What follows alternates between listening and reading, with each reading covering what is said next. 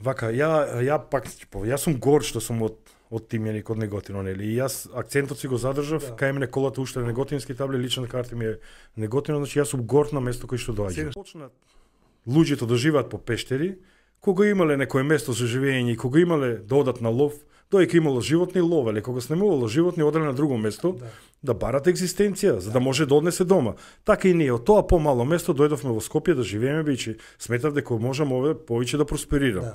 И само кај нас е тоа, а од друго место, освен од Скопје, ако дојдеш во Скопје, си селјак. А скопјанец ако отиде во Австрија, во Германија или негден, тој не, тој е европеец, знаеш.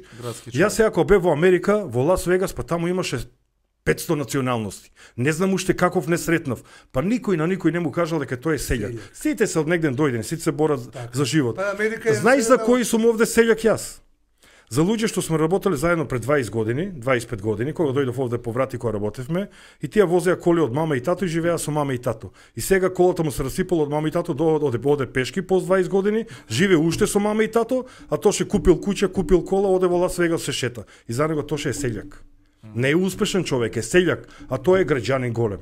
И сега ако јас се срамам од моето село, треба да се срамам и од мојата држава и че е мала, бедна, сиромашна кога одам на надпревари или било каде. Јас сум горд со македонско знаме, секој ден одам на секој надпреварување, македонска песна, било што да е. Јас се гордеам со тоа.